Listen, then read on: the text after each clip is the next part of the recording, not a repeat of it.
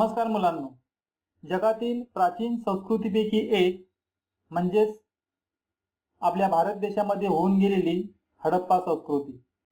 हडप्पा संस्कृतीसारखी एक समृद्ध आणि प्रगत संस्कृती आपल्या भारत देशामध्ये होती, हे आपल्या दृष्टिकोनातून एक अभिमानास्पद अशी गोष्ट आहे. इसवी सन 1920-21च्या सुमारास लाहोर मुलतान रेल्वे मार्गाचं काम सुरू असताना काही प्राचीन विटांचे अवशेष सापडले. त्यामुळे पुरातत्वीय खात्याने याचा शोध घेण्यासाठी सर जॉन मार्शल यांच्या नेतृत्वाखाली उत्खनन सुरू केले आणि एक प्राचीन संस्कृती प्रकाशामध्ये आली. इसवी सन 1921 मध्ये पंजाबमधील रावी नदीच्या काठी हडप्पा येथे प्रथम उत्खनन सुरू झाले, म्हणून या संस्कृतीला हडप्पा संस्कृती असे नाव मिळाले. या संस्कृतीला सिंधू संस्कृती या नावाने देखील ओळखले जाते. सिंधू नदीच्या खोऱ्यामध्ये हडप्पा संस्कृतीतील शहरे विखुरलेली आहेत, म्हणून या संस्कृतीला सिंधू संस्कृती असं देखील म्हटलं जातं. हडप्पाच्या दक्षिणेला सुमारे 650 किलोमीटर अंतरावर सिंधू नदीच्या खोऱ्यात मोहनजोदडो येथे उत्खनन झाले. हडप्पा आणि मोहनजोदडो या दोन्ही स्थळांच्या उत्खननातून वस्तू आणि वास्तू यांचे जे अवशेष सापडले त्यांच्यामध्ये कमालीचे साम्य होतं. या नकाशामध्ये सिंधू नदीच्या खोऱ्यातील हडप्पा संस्कृतीतील शहरं तुम्हाला दिसतील. यामध्ये धोलावीरा, लोथल, दायमाबाद, कालीबंगन यासारख्या शहरांचा समावेश होतो. धोलावीरा, लोथल, कालीबंगन, दायमाबाद इत्यादी ठिकाणी उत्खनन झालं आणि त्या ठिकाणीही हडप्पा आणि मोहनजोदडो या ठिकाणी जे अवशेष सापडले तशाच प्रकारचे अवशेष या ठिकाणीही सापडले. हडप्पा संस्कृतीची वैशिष्ट्ये सर्वसाधारणपणे सर्वत्र सारखीच आढळतात. त्या ठिकाणची नगररचना, मुद्रा, भांडी, खेळणी, मृतदेह पुरण्याची पद्धत यांचा त्यात प्रामुख्याने समावेश होतो. मुलांनो, आपल्या परिसरातील किंवा आपल्या गावातील घरांची रचना कशी आहे याचा अभ्यास करून आपल्या गावाविषयी देखील आपल्याला अधिकाधिक माहिती मिळवता येते. म्हणजे आपण जर कोकणात राहत असाल तर घरे कौलारू दिसतील, उतरत्या छपराची त्या घरे आहेत. पश्चिम महाराष्ट्रामध्ये धाब्याची घरे आहेत. अशा प्रकारे आपल्याला त्या ठिकाणी फरक असलेला दिसेल. हडप्पा संस्कृतीतील घरे आणि नगररचना. नगररचना व स्थापत्य अत्यंत प्रगत असे हडप्पा संस्कृतीमध्ये होते. घरे तटबंदी असलेली होती. सांडपाण्याची व्यवस्था उत्तम प्रकारे होती. स्नानगृहे होती. धान्याची कोठारे, जहाजाची गोदी इत्यादी घटक पाहता हडप्पाकालीन प्रगत स्थापत्याची कल्पना आपल्याला लगेच येते. हडप्पा संस्कृतीच्या लोकांची घरं आणि इतर बांधकामे प्रामुख्याने भाजक्या विटांची होती. काही ठिकाणी कच्च्या विटा आणि दगडांचा वापरही बांधकामासाठी केला जाई. मधोमध चौक आणि त्याच्याभोवती खोल्या अशा प्रकारची घरांची रचना असे. घरांच्या आवारात विहिरी, स्नानगृहे, शौचालय असत. सांडपाणी वाहून नेण्याची देखील उत्तम व्यवस्था असे. त्यासाठी मातीच्या भाजक्या पन्हाळीचा उपयोग केला जाई. रस्त्यावरील गटारे विटांनी बांधून काढलेली असत, ती झाकलेली असत. यावरून सार्वजनिक आरोग्याबद्दल ते किती जागरूक होते हे देखील आपल्या लक्षात येतं. हडप्पा संस्कृतीतील रस्ते रुंद असून एकमेकांना काटकोनात छेदतील अशा पद्धतीने बांधलेले असत. त्यामुळे तयार होणाऱ्या चौकोनी मोकळ्या जागेमध्ये घरे बांधली जात. नगरांचे 2 किंवा अधिक विभाग केलेले असत.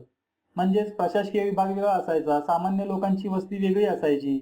अशा प्रकारे विभाग केलेले असत आणि प्रत्येक विभागाला स्वतंत्र अशी तटबंदी केलेली असायची. सांडपाणी वाहून नेणारी गटारे झाकलेली नसतील तर आरोग्याच्या कोणकोणत्या समस्या निर्माण होतात याचा आपण विचार केला पाहिजे, अभ्यास केला पाहिजे, जेणेकरून निर्माण होणाऱ्या ज्या आरोग्याच्या समस्या आहेत त्या कमी प्रमाणात कशा होतील या दृष्टिकोनातून आपल्याला प्रयत्न करता येईल. मुलांनो, अशा प्रकारचे प्रयोग देखील आपण केले पाहिजेत की ज्यातून आपल्याला आनंद मिळतो आणि काहीतरी नवनिर्मितीची प्रेरणा मिळते. एक बटाटा घ्या, तो मधोमध कापा. कापलेल्या भागावर काही अक्षरे, आकृती खेळ्यांच्या साहाय्याने कोरा. अक्षरे, आकृती कोरलेला भाग शाईत किंवा रंगात बुडवा. रंगीत भाग कोऱ्या कागदावर उमटवा. काय होते त्याचे निरीक्षण करा आणि त्या निरीक्षणातून आलेले अनुभव आपल्या शिक्षकांना देखील सांगा.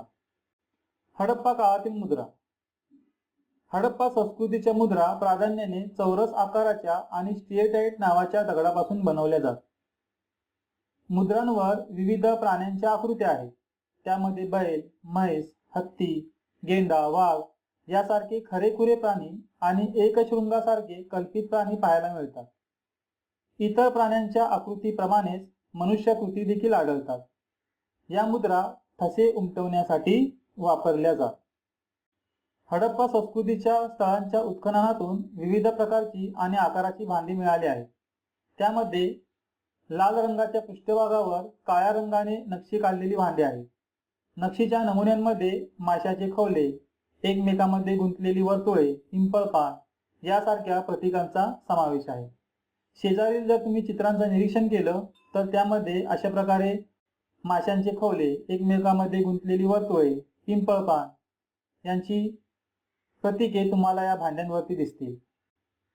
मुलांनो, हडप्पा काळामध्ये मृतदेहाचे विधीपूर्वक दफन करत आणि मृतदेहाचे दफन करताना त्याच्याबरोबर भांडी, दागिने हे देखील पुरत असत. अशा प्रकारच्या भांड्यांचे आणि दागिन्यांचे अवशेष सापडलेले आहेत. आता आपल्याला मातीची भांडी दुर्मिळ प्रमाणातच पाहायला मिळतात. जास्त प्रमाणात धातूचीच भांडी सध्या वापरली जातात. परंतु पूर्वीच्या काळी घरामध्ये मातीचीच भांडी जास्त प्रमाणामध्ये दिसायची. मग ही मातीची भांडी बनवण्यासाठी कोणत्या प्रकारची माती वापरत, ती माती कुठून आणत, एक भांडे तयार होण्यासाठी किती कालावधी लागतो, अशा प्रकारची जर आपण माहिती मिळवली तर आपल्या ज्ञानामध्ये नक्कीच भर पडेल. महास्नानगृह. मोहेंजोदडो येथे एक प्रशस्त स्नानगृह सापडले आहे. महास्नानगृहातील स्नानकुंड जवळजवळ 2.5 मीटर खोल होते. त्याची लांबी सुमारे 12 मीटर आणि रुंदी सुमारे 7 मीटर होती. कुंडातील पाणी झिरपून जाऊ नये म्हणून ते आतून पक्क्या विटांनी बांधलेले होते. त्यात उतरण्यासाठी व्यवस्था होती. तसेच त्यातील पाणी वेळोवेळी बदलण्याची देखील सोय केलेली होती.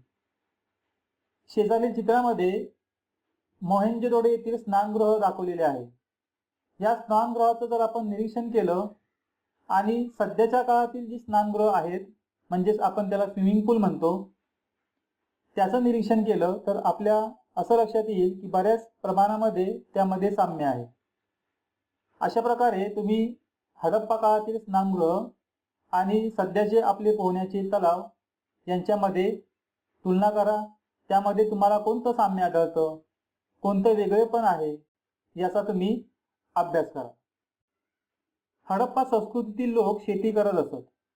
कालीबंगन येथे नांगरलेल्या शेताचा पुरावा मिळाला आहे. तेथील लोक विविध पिकं घेत असत. त्यामध्ये गहू, सातू ही मुख्य पिके होती. राजस्थानमध्ये सातूचे पीक तर गुजरातमध्ये नाचणीचे पीक मोठ्या प्रमाणावर घेतले जाईल. याखेरीज वाटाणा, तीळ, मसूर इत्यादी पिके देखील काढली जात. हडप्पा संस्कृतीच्या लोकांना कापूस माहीत होता. उत्खननामध्ये मिळालेले पुतळे, मुद्रांवरील चित्र आणि कापडांचे अवशेष इत्यादी पुराव्यांवरून ते कापड विणत असावेत हे लक्षात येतं. स्त्री पुरुषांच्या पोशाखामध्ये गुडघ्यापर्यंतचे वस्त्र आणि उपरणे यांचा देखील समावेश आहे.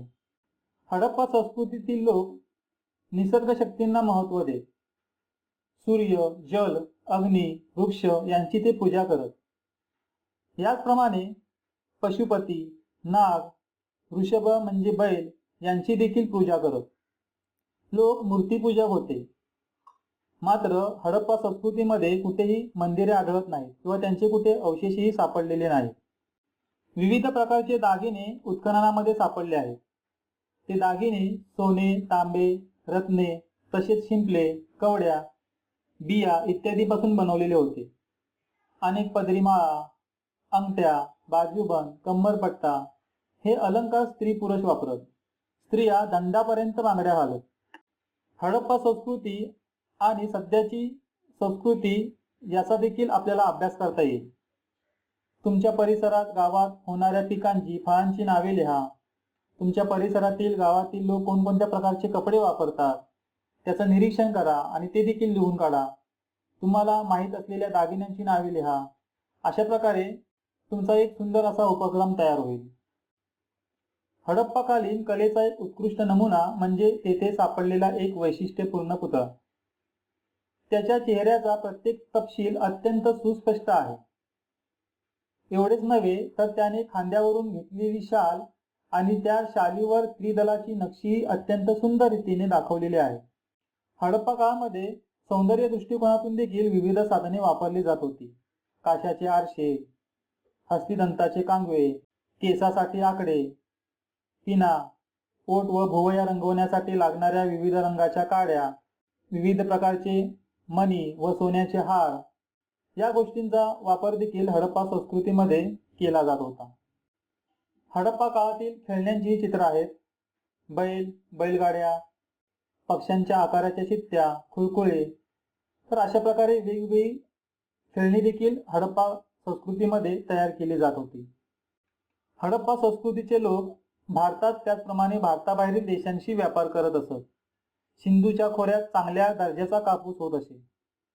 हा कापूस पश्चिम आशिया, दक्षिण युरोप आणि इजिप्त या प्रदेशांमध्ये निर्यात होत असे. सुती कापड देखील निर्यात होत असे. इजिप्तमध्ये मलमलीचे कापड हडप्पा संस्कृतीचे लोक पुरवत होते. काश्मीर, दक्षिण भारत, इराण, अफगाणिस्तान, बलुचिस्तान या ठिकाणाहून चांदी, जस्त, मौल्यवान खडे, मानके, देवदार लाकूड इत्यादी वस्तू आपल्या देशामध्ये म्हणजेच हडप्पामध्ये आणल्या जात होत्या. परदेशांशी चालणारा जो व्यापार आहे तो खुष्कीच्या किंवा सागरी अशा दोन मार्गाने चालत असे. खुष्कीचे म्हणजेच जमिनीवरून परकीय देशांमध्ये जाणारे मार्ग, खैबर खिंड, बोलन खिंड हे खुष्कीचे मार्ग आहेत. या मार्गानेच अफगाणिस्तान, इराण, बलुचिस्तान या देशांकडे व्यापार चालत असे. त्याचबरोबर अरबी समुद्राच्या किनाऱ्याने देखील हडप्पा संस्कृतीच्या काळामध्ये व्यापार चालत होता. उत्खननात सापडलेल्या काही मुद्रांवर जहाजांची चित्र कोरलेली आहेत. लोथल येथे प्रचंड आकाराची गोदी सापडली आहे. हडप्पा संस्कृतीचा व्यापार अरबी समुद्राच्या किनाऱ्याने चालत असे.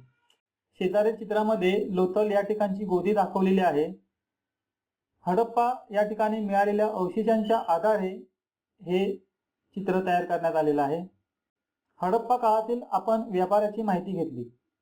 परदेशामध्ये देखील हडप्पा संस्कृतीच्या काळामध्ये व्यापार चालत असे. व्यापार कसा चालतो याचा आपल्याला देखील अभ्यास करता येईल.